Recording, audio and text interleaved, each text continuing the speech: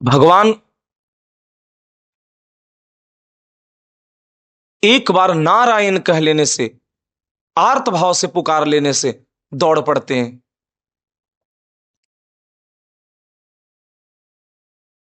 हम हृदय में भगवान के प्रति प्रेम तो लाएं, अपना भाव तो बदलें।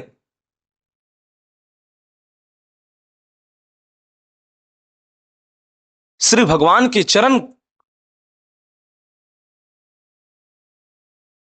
वंदना नित्य करने वाला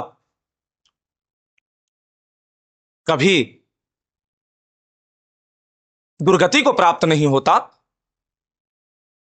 भगवान के चिंतन, नाम जप और स्मरण करने वाला कभी दुर्गति को प्राप्त नहीं हो सकता। उसकी सदगति निश्चित है। हम आश्रय तो लें, हम भगवान के आश्रय तो लें।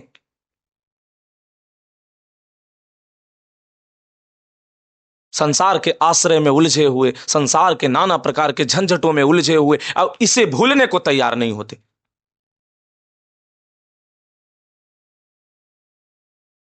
भैया भूलना तो पड़ेगा एक दिन, आज न कल छूटेगा तो सब यही।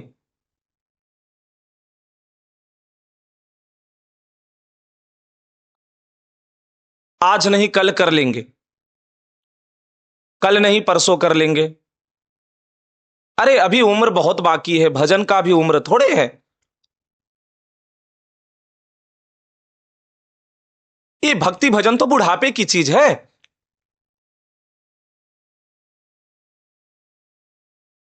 अरे व्यर्थ की जीवन बर्बाद कर रहे हैं लोग।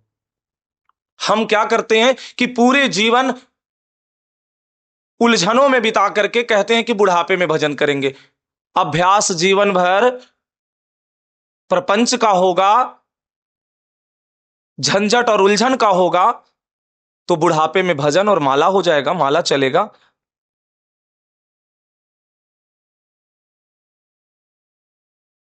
इसीलिए वक्त रहते हुए, समय रहते हुए हम भजन में लग जाएं।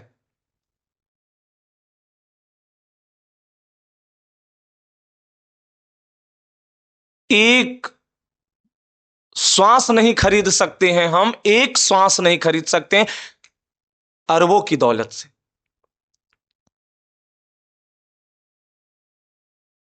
एक कहानी है, एक सेठ बहुत ही कंजूस था। धन के प्रति उसकी ऐसी मोह थी कि एक कौड़ी निकालने में उसके लगते थे कि प्राण कोई ले रहा है, उसका प्राण हरण कर रहा है।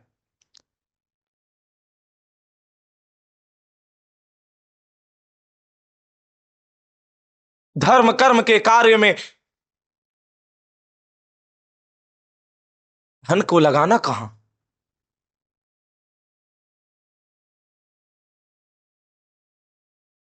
धन व्यर्थ में जाए, भोगों में नाना प्रकार के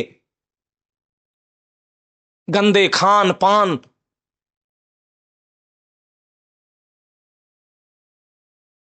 अपनी जीभ के स्वाद के लिए न जाने कैसी कैसी अभक्ष पदार्थों का सेवन कर रहे हैं लोग, कितने जीवों की हत्या कर रहे हैं, और उसी को पका करके खाने में उनको आनंद आ रहा है।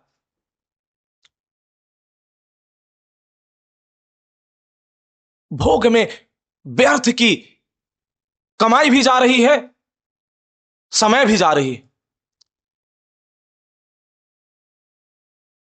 पर भजन के लिए समय नहीं है, धर्म कार्य के लिए समय नहीं है,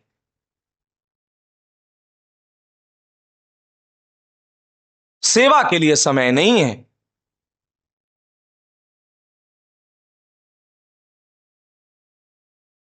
सेठ के बच्चे जब उसे धन मांगते, भाई तुम कंजूस है, तुम धन जमा कर रहे हो, बच्चों को क्या, तुमने जो धन इकट्ठा किया बच्चे तो उसको उड़ाएंगे ही।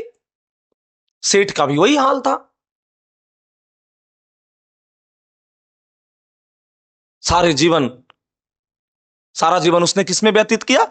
धन के चिंतन में, धन में, धन इकट्ठा करने में, उसके जमा करने में, उसको बचाने में, दूसरे से ब्याज बटोरने में। चाहे लोग कितने तकलीफ में हो, कितने रो रहे हो, कितना गिड़गिड़ा रहा है, कोई फर्क नहीं पड़ता। ऐसे आज भी है। एक दिन उम्र बिता,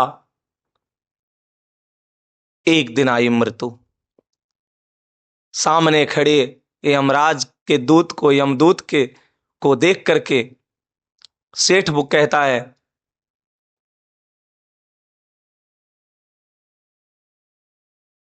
कि हमें कुछ दिन का और समय दे दो, चाहो तो हम तुमको 1,000 स्वर्ण मुद्राएं देने को तैयार। यमदूत पूछते हैं, क्या तुम एक दिन में क्या करोगे? किस लिए तुमको ये एक दिन चाहिए? तो हमारे जहां जहां जो हमने जमा किया है, पूरे जीवन में जहां जहां इकट्ठा करके रखा है लोगों से लूट करके, वो सब हमें अपने बच्चों को सौंपना है और बराबर में सबको बांटना है। देखो, यमदूत से मांग भी रहा है तो क्या मांग रहा है?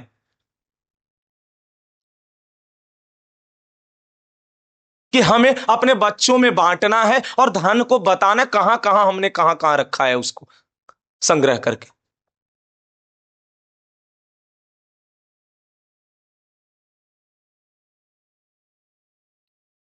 यमदूत बोला, नहीं, तुम्हारे पास अब कोई समय नहीं बचा है, तुमने अपना पूरा समय काट लिया, जितना भी तुम्हारे पास समय था। तो 2 घंटे का समय दे दो। फिर क्या मांगता है सेठ? 2 घंटे का समय दे दो। चाहो तो मेरी पूरी संपत्ति का आधा तुम ले लो, पर 2 घंटे का समय दे दो।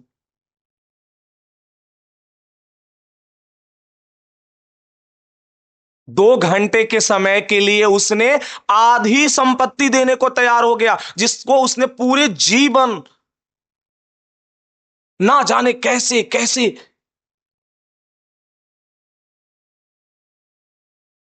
परिस्थितियों को उत्पन्न करके, परिस्थितियों को बना करके, लोगों को किस तरीके से कष्ट तकलीफ दे करके, ब्याज के पैसे जमा कर करके, जिसे सूद के पैसे भी कहते हैं,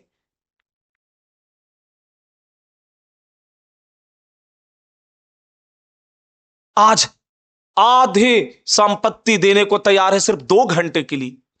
सोचो, पूरी जीवन में जो उसने किया उसकी आधे संपत्ति 2 घंटे में देने को तैयार है। यमदूत ने बोला, नहीं, 1 घंटे तो दे दो। 1 घंटे, 1 घंटे के बदले तुम हमसे हमारे 3 हिस्सा ले लो संपत्ति की, मतलब आधे से अब 100% में 75% ले लो।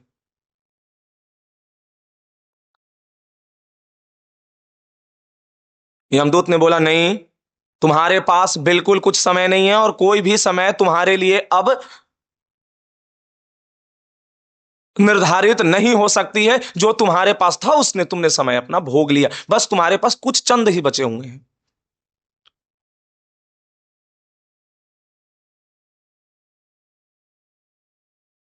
जब अंतिम फाइनल हो गया कि अब इसे ले करके चलना है, यमदूत ने जब उसे मोह पास में बांध करके जब ले जाने को तैयार हुए, तब सेठ ने कहा, 1 मिनट हमें दे दो और हमारी पूरी संपत्ति ले लो।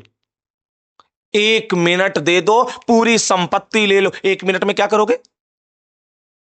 तो जो है वो जल्दी जल्दी अपने बता देंगे बच्चों को। अरे तो तुमने तो सारी संपत्ति मुझे देने को कह रहे हो, फिर किसको क्या बताओगे? तो कम से कम जो अपने बच्चे हैं उनको कुछ बता तो दें।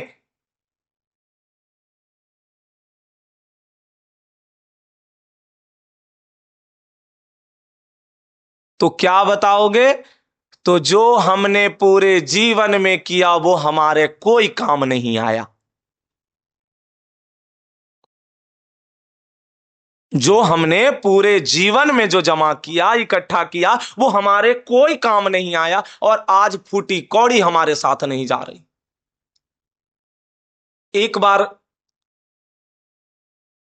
सिकंदर से चाणक्य मिले। जब सिकंदर जगह जगह अपना आक्रमक करके आक्रमण करके आधिपत्य कर रहा था भारत भूमि पर,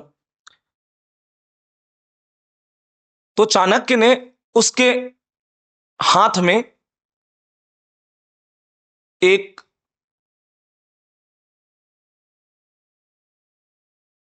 स्वर्ण मुहर दिए और बोले, ये तुम अपने साथ जब इस संसार को छोड़कर जाओगे तो लेकर के जाना, और वहां पर तुम हमें देना। हम तुमसे मिलने आएंगे और तुम हमको वहां पे दे देना। तो सिकंदर कहता है, आलिम तुम कैसे मूर्खों वाली बात करते हो? यहां से कोई कुछ ले जा सकता है? तो चाणक्य कहते हैं, क्यों? तुमने इतने बड़े बड़े साम्राज्य, इतने पूरे विश्व विजेता कहे जाते हो, तो ये जो सारी चीजें जो तुमने अर्जित किया है, सारी दुनिया की जो सत्ता वैभव सब अर्जित किया है, वो तो साथ जाएगी ना तुम्हारे। तो सिकंदर चिढ़ करके कहता है, ये कैसी पागल जैसी बात कर रहे हो?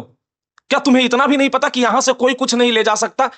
तब चाणक्य कहते हैं, तो क्या तुम्हें जब ये पता है कि यहां से कोई कुछ नहीं ले जा सकता है, तो किस मद में चूर हो, किस बल के अभिमान में चूर हो, किस धन के अभिमान में चूर हो? तब सिकंदर ने निश्चय किया था उसी समय, और अपने जो उसके आसपास के लोग, सेनापति या जो भी थे उसके, सबसे कहा था कि जब भी मैं इस संसार को छोड़कर जाने लगूं तो मेरा दोनों हाथ बाहर लटका देना और ऐसे खुला करके छोड़ देना, कि ताकि लोगों को यह समझ में आए कि जिसने पूरी दुनिया को जीता, जाते समय मुट्ठी खाली थी और खाली हाथ इस संसार से जाना पड़ा। उसने कुछ नहीं लेकर गए, एक फूटी कौड़ी भी नहीं लेकर के गए।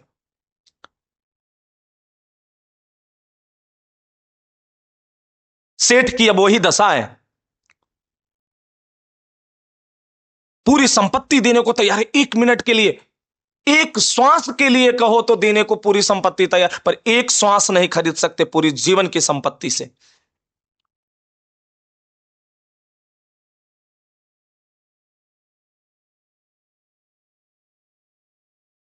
क्या कहा सेठ ने? पूरी जीवन जो हमने किया उसमें उसमें हमारा कुछ नहीं काम आया, और हमारा पूरा समय, पूरे जीवन व्यर्थ हो गया।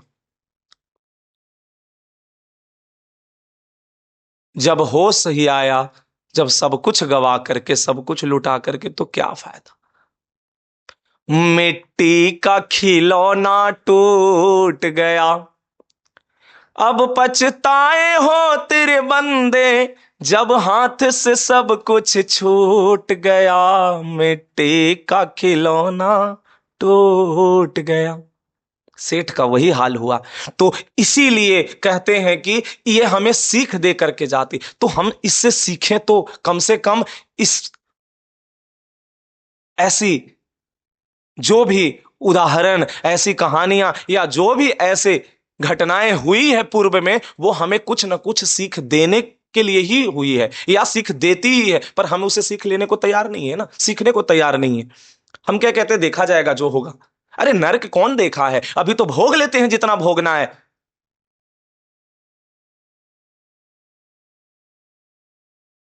समय आएगा तो ये बोलने की भी स्थिति नहीं रहेगी, नरक देख लेंगे। उन्मत्त है, भोगों में उन्मत्त है।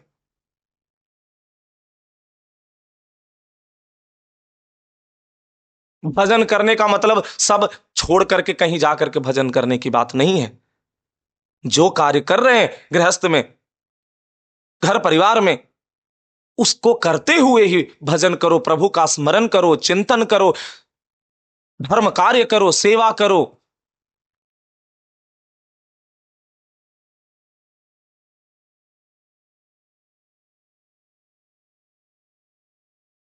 व्यर्थ में जीवन व्यतीत कर रहे हैं। सत्संग इतना हो रहा है, इतने हर जगह आजकल यंत्र का समय है, मोबाइल से भी, टीवी से भी, कंप्यूटर से भी।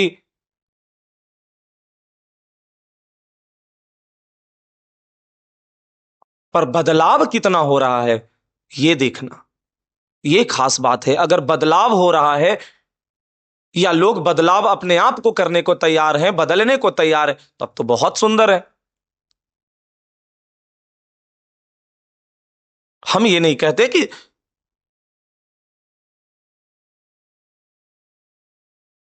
एक कमंडल लो और चल दो कहीं, नहीं।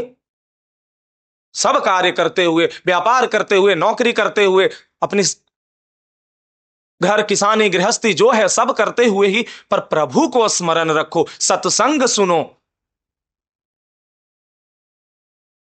जीवन को व्यर्थ मत गवाओ। जो जीवन मिला है मानव तन बड़भाग से पायो, इसको व्यर्थ न ऐसे गवाओ। ना जाने फिर कब ऐसा संजोग मिलेगा जो भारत भूमि, इस तप भूमि में हमें जन्म लेने का मौका मिले मनुष्य शरीर में। क्योंकि नवीन कर्म तो देवताओं के लिए भी नहीं है, दुर्लभ है। स्वर्ग से कहते हैं कि हमें भी नया कर्म करने को मिल जाता और हम नया कर्म करके ये देवलोक से भी मुक्त होकर के प्रभु को प्राप्त कर लेते, पर उनके लिए भी दुर्लभ हो जाता है। अरे एकमात्र मनुष्य ही है जो नवीन कर्म कर सकता है।